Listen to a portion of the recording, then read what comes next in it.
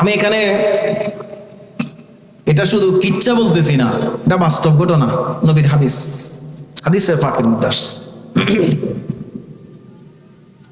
এর মধ্যে একজন দোয়া করতেছে, আল্লাহ আমার ঘরে দুইজন বৃদ্ধ মা বাবা আছে, বুড়ো মা বাবা। আল্লাহ আমার ঘরে দুজন বৃদ্ধ মা বাবা আছে, আবার আমার ঘরে ছোট ছোট বাচ্চা আছে। আল্লাহ আমার একটা আদত আমি অভ্যাস করে নিয়েছি, আমার একটা নিজস্ব অভ্যাস হয়ে গেছে। আমি যখন ঘরে ছাগল অথবা গরু থেকে যখন দুধ, গাভী থেকে যখন দুধ দোহন করি, আমার একটা অভ্যাস হলো দুধ দোহন করার পরে আমি সর্বপ্রথম আমার বৃদ্ধ মা বাবাকে আগে পান করাই। সুবহানাল্লাহ।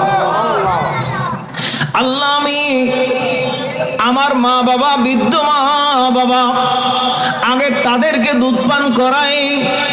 এটা আমার আদত, এটা আমার অভ্যাস হয়ে গেছে। এরপরে আমার ছোট ছোট বাচ্চা যারা আছে আমি তাদেরকে, এদেরকে পান করানোর পরে বাচ্চাগুলোকে পান করাই। মা বাবা কত বড় জিনিস।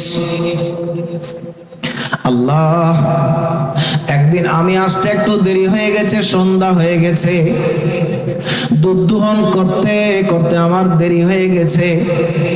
আমি দুধ দোহন করার পরে পাত্র নিয়ে যখন আমার মা বাবা, বৃদ্ধ মা বাবাকে প্রতিদিন যেভাবে দুধ পান করাই, আজকে যখন আমি মা বাবাকে দুধ পান করানোর জন্য গেলাম, দেখলাম যে আমার মা বাবা দুইজনে ঘুমিয়ে পড়েছেন। আমি সেখানে দাঁড়িয়ে একটু চিন্তা করলাম তাদেরকে ঘুম থেকে জাগ্রত করব কিনা। এটা আমার কাছে অপছন্দনীয় হয়েছে। আমার মা বাবা গভীর ঘুমে আচ্ছন্ন, আমি যদি তাদেরকে ঘুম থেকে জাগ্রত করি তাহলে মা বাবার ঘুম নষ্ট হবে, কষ্ট হবে। যেখানে মা বাবা কষ্ট হবে, এই কষ্ট দেওয়া আমার কাছে পছন্দ হয় নাই। আবার আমার একটা অভ্যাস হচ্ছে, আমার মা বাবাকে, বুড়া মা বাবাকে আমি দুধ পান করানো ছাড়া আমার বাচ্চাগুলোকে, আমি ছোট ছোট গুলোকে দুধ পান করাই না। আমি চিন্তা করে করে আমার মা বাবার পাশে দাঁড়িয়ে আছি। আমার ছোট বাচ্চাগুলো আমার পা ধরে তারা চেষ্টা করেছে, কিন্তু আমার অভ্যাসের খেলাফ হবে। সেজন্য আমি আমার বাচ্চাগুলোকে দুধ পান না করি আমি সেখানে দাঁড়িয়েছি।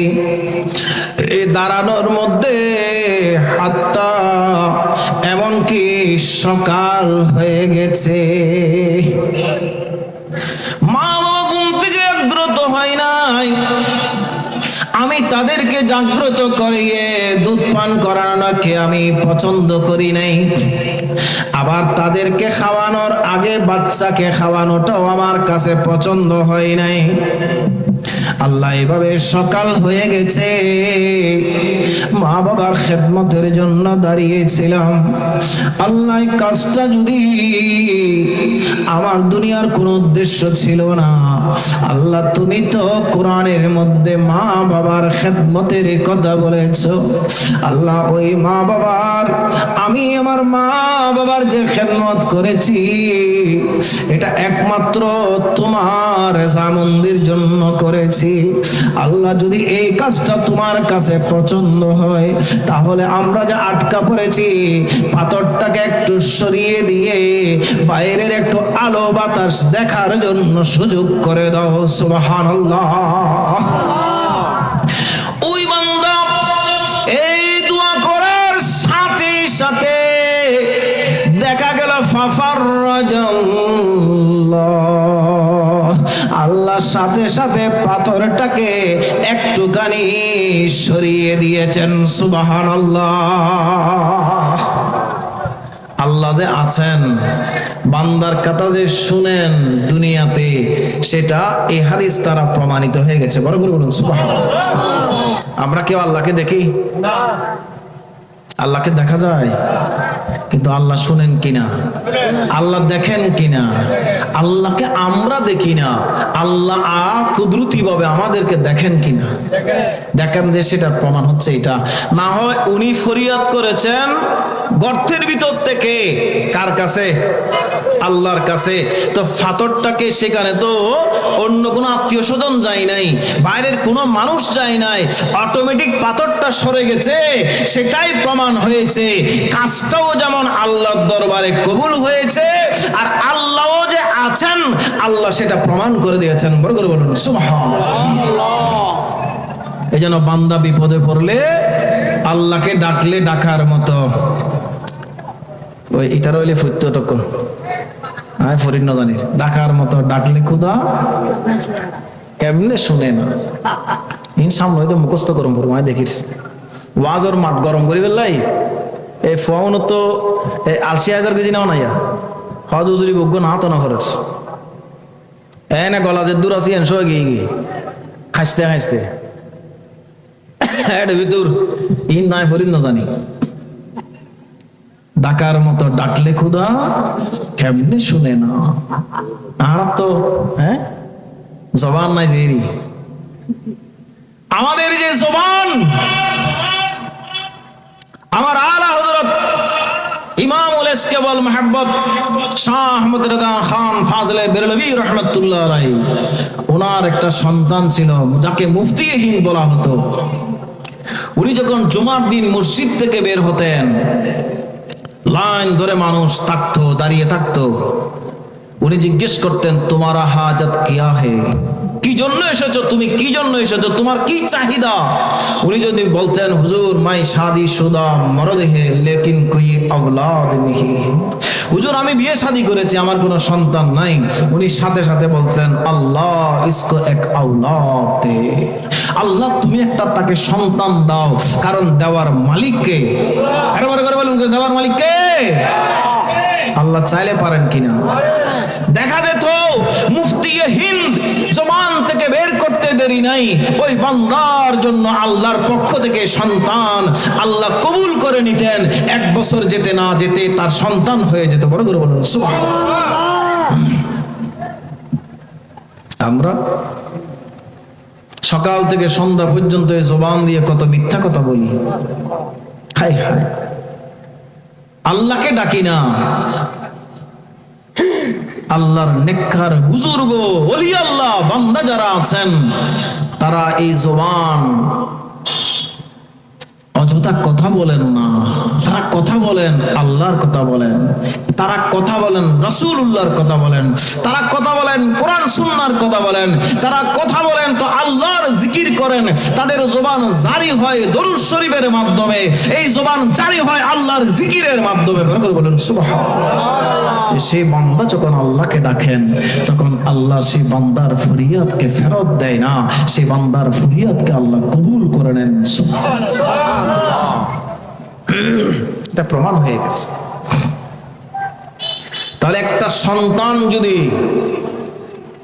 তার মা বাবার খেদমত শুধু এইটুক করেছেন, মহব্বত করেছেন মা বাবাকে, নিজের সন্তানকে, ছোট বাচ্চাদেরকে ওনার আদত অভ্যাস হয়েছে আগে একটু মা বাবাকে। এই জন্য আমার আল্লাহ বলেন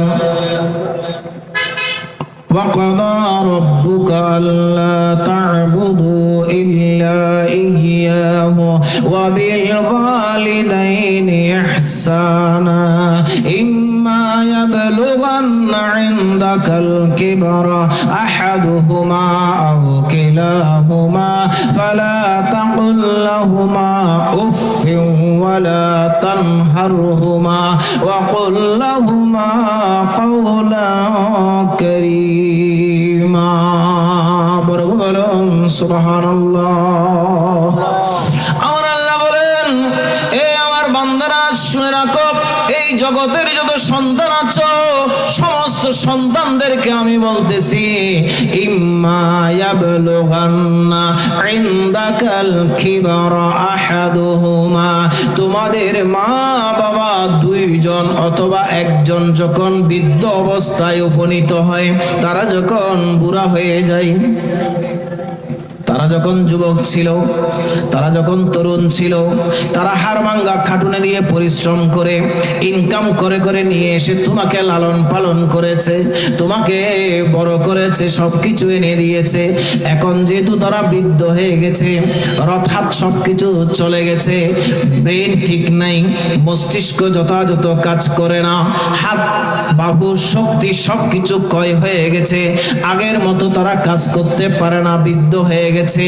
আল্লাহ বলেন এই টাইমে মা বাবা যখন অসহায় হয়ে থাকে, কোন মা বাবা দুইজন অথবা একজন যখন বৃদ্ধ অবস্থায় উপনীত হবে, তখন খবরদার খবরদার তাদেরকে তোমরা ধমক দিও না, ধমক দিও না, কঠিন কথা বলিও না। ওয়ালা তাকুল লাহুমা উফ, তাদেরকে এমন কথা বলবে না যে কথার কারণে তাদের অন্তরের মধ্যে আঘাত আসবে। সামান্য একটা সুচ দিয়ে গুতা দিলে যেমন উফ করে উঠে, মা বাবা যদি কোনো সন্তানের কথাই যদি উফ করে উঠে, ওই ধরনের কথাও, ওই ধরনের শাস্তি, ওই ধরনের আঘাত কোনো সন্তান মা বাবাকে করতে পারবে না, পারবে? মনে রাখবেন, 7টা কবিরা গুনার কথা বলা হয়েছে। কয়টা? 7টা কবিরা গুনার মধ্যে অন্যতম একটা কবিরা গুনাহ হলো আকুল ওয়ালিদাইন, মা বাবার অবাধ্য হওয়া। খবরদার, আমরা অনেকেই না বুঝে অনেক সময়